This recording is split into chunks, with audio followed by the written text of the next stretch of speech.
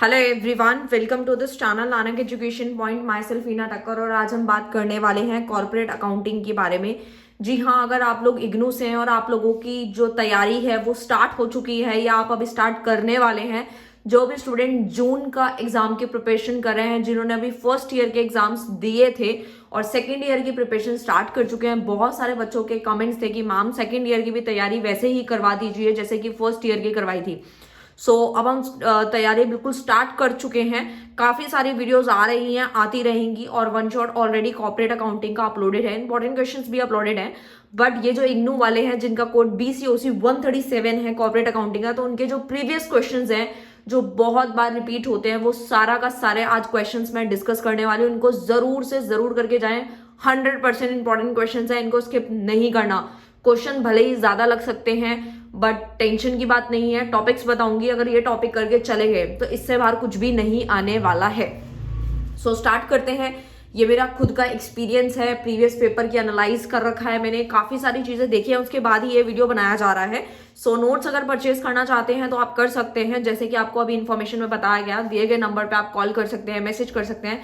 वैसे तो आप व्हाट्सएप कर सकते हैं और अगर आपको रिप्लाई नहीं मिलता है तो आप कॉल करें, अदरवाइज आप व्हाट्सएप करेंगे, ज्यादा देर नहीं लगेगी बट हाँ आपको रिप्लाई जरूर से जरूर मिल जाएगा। कॉर्पोरेट अकाउंटिंग का सबसे इंपॉर्टेंट टॉपिक मैं डिस्कस कर रही हूँ, जो आपको करके जाना है वो है वैलिड अलॉटमेंट ऑफ शेयर्स। मैं बहुत ज़्यादा धीरे क्वेश्चंस मतलब टॉपिक्स बताऊंगी, क्योंकि बहुत सारे बच्चे ऐसे भी हैं जिनके मैंने कमेंट्स पढ़े कि मैम आपका वीडियो तो बहुत अच्छा लगता है बट आप थोड़ी स्पीड में बोल जाते हैं। मैं पूरा ट्राई करूंगी कि अब मैं बहुत ज़्यादा बहुत ज़्यादा धीरे भी नहीं, बहुत ज़्यादा तेज भी नहीं, मतलब इतना कि आपको आराम से चीज़ें समझ में आए। ठीक है, तो सबसे पहला है वैलिड अलॉटमेंट ऑफ शेयर्स है।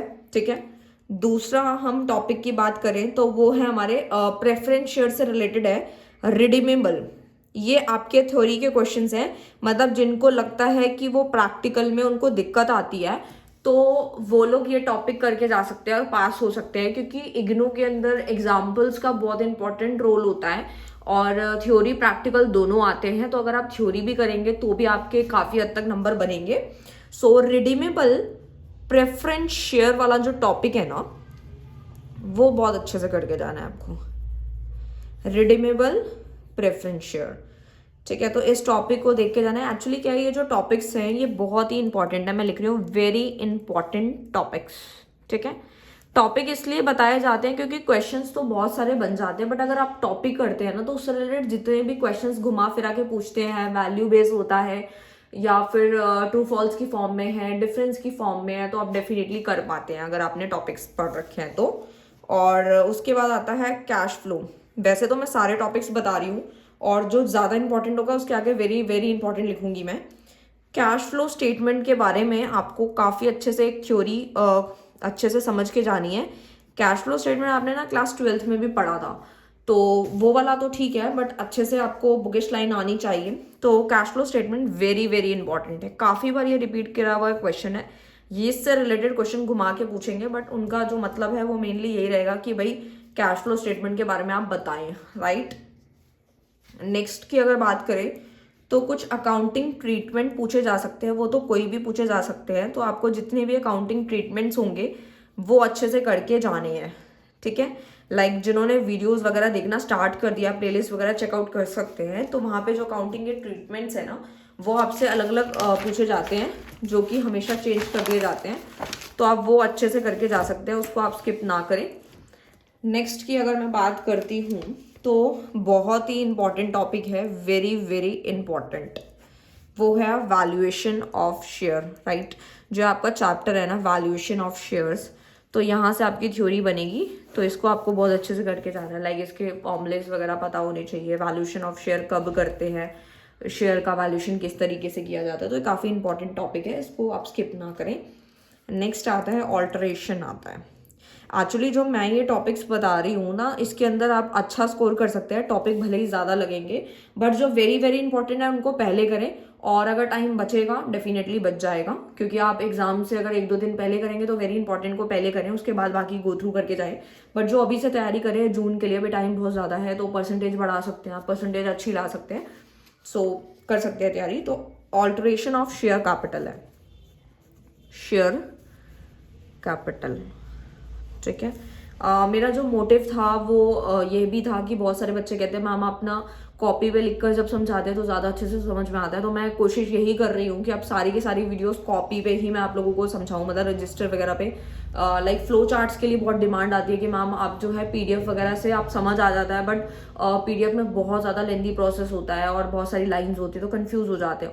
तो मैं ट्राई करूँगी कि आप लोगों को यहाँ पर इस तरीके से ही चीज़ें समझाऊँ, और थोड़ा स्लो भी मैं ट्राई कर रही हूँ, अपना बेस्ट दूंगी मैं, ताकि हर एक बच्चा इजीली समझ पाए और सारे के सारे डाउट्स क्लियर कर पाए। अगर उसको कोई डाउट आता है या कुछ पूछना चाहता है तो उसका अपना चैनल है, वो कमेंट कर सकता है और डेफिनेटली रिप्लाई मिलेगा, सबका मिलता है।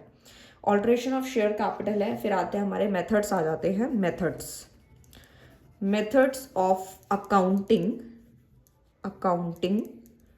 फॉर अमालमेशन, ठीक है। तो ये टॉपिक है, इसको अच्छे से करके जाना, इसके मेथड्स आपको पता होने चाहिए। अब 100% इंपॉर्टेंट टॉपिक है, वो है बायबैक ऑफ शेयर्स। ये तो हर एक यूनिवर्सिटी के लिए बड़ा इंपॉर्टेंट क्वेश्चन है, क्योंकि मैंने ना जब वीडियो बनाया था पहले तो मैंने ड्यू के पर्पज से बनाया था, सोल एनसी वेब रेगुलर वालों के लिए बनाया था, तो बायबैक ऑफ शेयर्स उसमें भी बताया था। मतलब अगर आपने दोनों वीडियोस देख ली ना, मतलब इंपॉर्टेंट क्वेश्चंस की अकॉर्डिंग टू दिल्ली यूनिवर्सिटी और इग्नू, तो आपका कोई आप थर्ड यूनिवर्सिटी से, आईपी है, एमडीयू है, या फिर आपकी बहुत सारी यूनिवर्सिटीज़ के बच्चे नोट्स वगैरह मांगते हैं, तो मुझे पता चलता है कि यहाँ से हैं वो लोग, सो वो भी करके जा सकते हैं।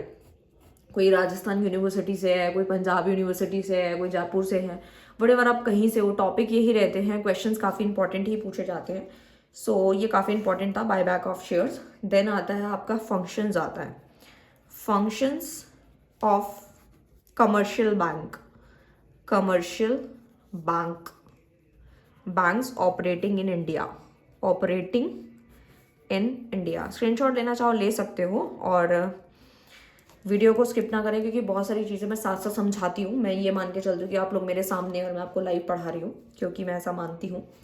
नॉन परफॉर्मिंग एसेट्स है, ठीक है। नॉन परफॉर्मिंग एसेट्स जिसे हम शॉर्ट में एनपीए कहेंगे, एनपीए भी लिखा हुआ आ जाता है, नॉन परफॉर्मिंग एसेट्स भी लिखा हुआ आ जाता है। Very very important topic, very, ठीक है। तो ये काफ़ी इंपॉर्टेंट है, ये काफ़ी इंपॉर्टेंट है, और ये काफ़ी इंपॉर्टेंट है, ठीक है। नेक्स्ट पे आते हैं, इन करप्शन आता है हम लोगों का, in corruption of a company. इसके बारे में आपको पता होना चाहिए, क्योंकि बेसिकली आपकी जो कंपनी के बारे में जो पढ़ाया जा रहा है, तो यहाँ से क्वेश्चन बनना तो तय है। फिर आता है आप लोगों का इश्यूज आ गए, इश्यूज ऑफ शेयर हो गए, इश्यूज ऑफ शेयर, ठीक है, और ये सब चीज़ें आती है। नेक्स्ट आता है आपके शॉर्ट नोट्स वगैरह आ सकते हैं, वो डिपेंड करता है एग्जामिनर कितने पूछता है और आपको कितनों के आंसर देने हैं।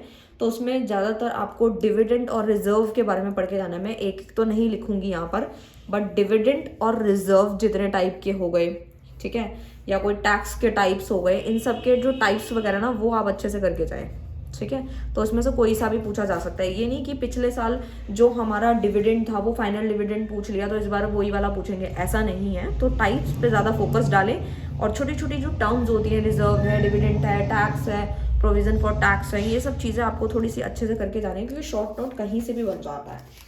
तो इन चीज़ों का बड़ा ध्यान रखना होता है, क्योंकि ये एग्जैक्टली सेम नहीं मिलते हैं, टॉपिक सेम मिल सकते हैं, बट शॉर्ट नोट आगे पीछे ज़रूर होते हैं। तो नेक्स्ट आता है कैश एंड कैश इक्विवेलेंट। वो आप कैश फ्लो वाले चैप्टर में देखते होंगे। कैश एंड कैश इक्विवेलेंट जो होते हैं, इसके बारे में आपने 12th में भी पढ़ा है, तो आप बना के भी लिख सकते हो। अदरवाइज स्टार्टिंग की लाइन्स हमेशा कहती हूँ कि बुकिश हो गई तो वेल एंड गुड रहेगा, ठीक है। नेक्स्ट आता है आपका कंसोलिडेशन ऑफ फाइनेंशियल स्टेटमेंट है। तो ये टॉपिक है जहाँ से आपके क्वेश्चंस बन रही हैं थ्योरी के, राइट। प्रैक्टिकल का मैं ट्राई करूँगी कि प्रैक्टिकल के जो आपके जो भी एंट्रीज हैं जो ज़्यादा रिपीट हो रही है, उसके ऊपर वीडियो आएगा एग्जाम से पहले। सो ये इंपॉर्टेंट है। नेक्स्ट आता है हम लोगों का कॉस्ट ऑफ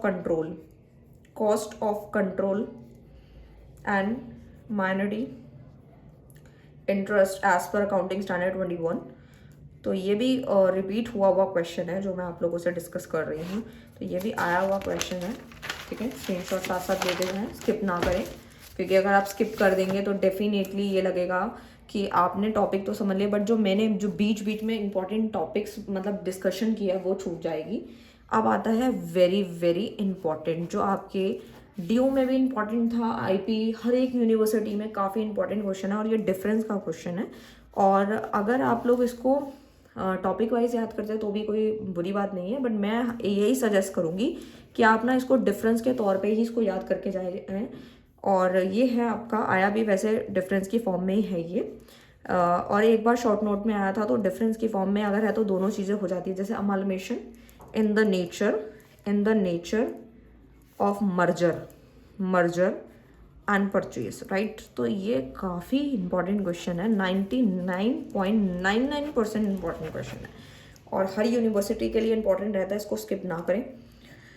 नेक्स्ट आता है हमारा रिकंस्ट्रक्शन अकाउंट। और हाँ, एक चीज़ और मैं आप लोगों से डिस्कस करती हूँ, बहुत सारे बच्चे ऐसे होते हैं जो वीडियोस देखने के बाद बहुत सारे कमेंट्स करेंगे, हो सकता है कि करें और हो सकता है ना भी करें, तो मैं उनका पहले ही जवाब दे देती हूँ। तो कई बार बच्चे कहते हैं कि मैम इतने सारे टॉपिक बता दिए। तो देखो, आप कोई फर्स्ट सेकेंड क्लास के बच्चे नहीं हो जो आपको मतलब 2-4 टॉपिक दे दे और उसी में से क्वेश्चन आ जाए, पहली बात तो ये। और मैं जब टॉपिक देती हूँ तो भले ही वो ज़्यादा रहेंगे, बट कोशिश यही रहती है कि आप अच्छे मार्क्स के लिए पढ़ाई कर रहे हैं। ये नहीं कि 4 टॉपिक बता दिए और वो 4 में से एक आ रहा है तो पासिंग मार्क्स का भी क्राइटेरिया नहीं बन पाएगा। तो ये अच्छे मार्क्स के लिए बताया जाता है, पास होने के लिए तो आप वेरी इंपॉर्टेंट करें बस, और वन शॉट देख लें, सफिशिएंट रहेगा, ठीक है। तो बेसिकली ये है। नेक्स्ट मैं आपको बताना चाहूँगी, तो रिकंस्ट्रक्शन अकाउंट काफ़ी इंपॉर्टेंट है, तो इसके ऊपर थ्योरी बनती है रिकंस्ट्रक्शन अकाउंट के ऊपर। तो ये आपको करके जाना है, इसके सिग्निफिकेंस वगैरह आप पढ़ सकते हैं। देन फिर वेरी वेरी इंपॉर्टेंट आता है आप लोगों का वैल्यूएशन ऑफ गुडविल, ठीक है। तो यहाँ से क्वेश्चन बनते हैं थ्योरी के, और जिन बच्चों को प्रैक्टिकल में दिक्कत है, एज यूजुअल मैं हमेशा कहती हूँ, तो वो थ्योरी के वेरी वेरी इंपॉर्टेंट क्वेश्चन को बहुत अच्छे से करके जाए। सर्कल लगा रही हूँ, उनको सबसे पहले करें।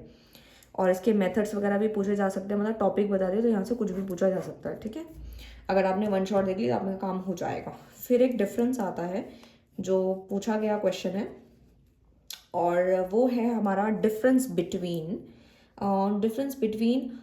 Fund flow statement and cash flow statement. ये भी बहुत ही बार पूछा जाता है, बट यहाँ से ना एक्चुअली क्या होता है, डिफरेंस में क्या होता है कि मान लो आपसे क्वेश्चन पूछा गया फंड फ्लो स्टेटमेंट को एक्सप्लेन करना, तो भी आपको आंसर आता है। अगर उन्होंने कैश फ्लो स्टेटमेंट पूछा तो भी आपको आंसर आता है, बट आपने डिफरेंस कर लिया तो डिफरेंस आए चाहे दोनों में से किसी का एग्जाम्पल आए तो भी आप क्वेश्चन कर पाएंगे। तो मुझे डिफरेंस काफ़ी इसीलिए अच्छे लगते हैं, और मैं सजेस्ट भी यही करती हूँ कि जहाँ डिफरेंस दिख जाए ना, वहाँ पर आप डिफरेंस पहले करें, उसको स्किप ना करें। तो उसके बाद आता है प्रिपरेशन ऑफ बैलेंस शीट। जो है ना, बैलेंस शीट को बहुत अच्छे से देख कर जाना है आपको। बैलेंस शीट से आपके सब हेड वगैरह पूछे जा सकते हैं। होल्डिंग कंपनीज के बारे में आप अच्छे से पढ़ के जाएं, क्योंकि काफ़ी सारी चीज़ें आप लोगों की इस बार लॉ भी है, तो उसमें भी ये कहीं सारे टॉपिक जो है ना लॉ में भी रिपीट होते मिलेंगे, तो आपको दिक्कत नहीं आएगी, ठीक है। नेक्स्ट आता है आप लोगों के कमर्शियल बैंक्स के ऊपर। तो कमर्शियल बैंक के ऊपर आप अच्छे से गो थ्रू करके जा सकते हैं, इससे रिलेटेड पहले भी बैंक का क्वेश्चन आया था, तो कमर्शियल बैंक अच्छे से पढ़ लें। डिबेंचर्स जो आपका है, बेसिकली डिबेंचर्स, वहाँ पे आपको कोलेट्रल सिक्योरिटी 12th में भी आपने पढ़ा था, एंड कोलेट्रल सिक्योरिटी के बारे में पढ़ा था, तो इसको बहुत अच्छे से गो थ्रू करके जाएं, वेरी इंपॉर्टेंट है ये। कंपनीज एक्ट के सब हेड्स आपसे पूछे जा सकते हैं, तो मैं आपको बैलेंस शीट के साथ में ही बता देती हूँ। कंपनीज एक्ट जो है उसके सब हेड्स वगैरह पूछे जा सकते हैं, सब हेड्स कि ये चीज़ कहाँ पे आती है, कौन सी चीज़ कहाँ है, ये सारी चीज़ें पता होनी चाहिए। और नेक्स्ट आता है हम लोगों की holding companies, very very important है, ये बता चुकी हूँ मैं आप लोगों को, और इसके ऊपर आप वेरी वेरी इंपॉर्टेंट लिखें। नेक्स्ट और ये मतलब लास्ट है हमारा, जिसमें आता है slip system of bank book keeping. Bank of है ये, बैंक बुक कीपिंग, ठीक है। सो ये थे आप लोगों के वेरी वेरी इंपॉर्टेंट टॉपिक्स, ठीक है। जिनके आगे वेरी इंपॉर्टेंट है उनको सबसे पहले करना है, ज़रूर करना है, रिपीट होने का काफ़ी चांस है। और ये वीडियो ख़त्म होने से पहले एक वेरी वेरी इंपॉर्टेंट आप लोगों के साथ मैं एक इन्फॉर्मेशन शेयर करती हूँ। जून वाले जो भी आपके इग्नू के स्टूडेंट्स होते हैं, उनके एग्ज़ाम 2 बार कंडक्ट किए जाते हैं, एक तो जून में और एक बार दिसंबर में। कोई भी सिचुएशन आ जाती है, मिस हैपनिंग हो जाती है तो आगे पीछे हो सकता है, बट मेन क्राइटेरिया उन लोगों का 2 बार पेपर कंडक्ट करने का रहता है। तो मैं एक चीज़ क्लियर करा दूं, ये इंपॉर्टेंट टॉपिक है, प्रीवियस पेपर का डिस्कशन था जो मैंने डिस्कस किया, मेरी खुद की कहीं ना कहीं एक्सपीरियंस है, या फिर आप कह सकते हैं बहुत सारी चीज़ें एनालाइज की गई हैं, तो ये कोई टॉपिक्स आप लोगों को बताए जा रहे हैं।